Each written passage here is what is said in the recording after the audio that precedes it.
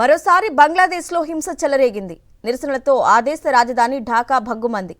బంగ్లా నేత ఉస్మాన్ హదీ హత్యకు నిరసనగా ఆయన మద్దతుదారులు విధ్వంసానికి దిగారు. ప్రముఖ వార్తాపత్రికల ఆఫీసులపై దాడులు చేశారు. కార్యాలయాల్లోకి చొరబడి నిప్పు పెట్టారు. దీంతో ఉద్రిక్తతలు తారాస్థాయికి చేరాయి. రాత్రంతా ఢాకా వీధులు రణరంగంగా మారాయి. హాదీ హత్యకు పాల్పడ్డ వారిని కఠినంగా శిక్షించాలని డిమాండ్ చేశారు. నినాదాలతో హోరెత్తించారు.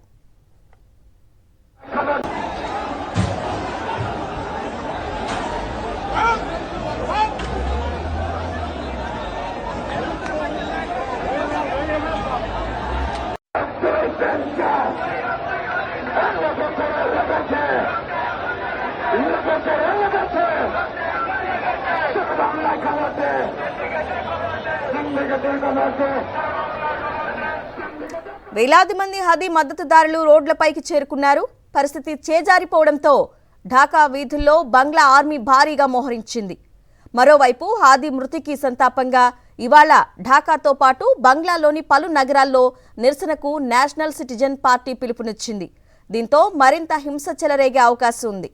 ఎన్నికల్లో ప్రచారం చేస్తుండగా ఉస్మాన్ హదీపై దుండగులు కాల్పులు జరిపారు. దీంతో తీవ్రంగా గాయపడ్డ అతన్ని మెరుగైన చికిత్స కోసం ఆసుపత్రికి తరలించారు. ఆసుపత్రిలో చికిత్స పొందుతూనే ప్రాణాలు కోల్పోయాడు ఉస్మాన్ హదీ.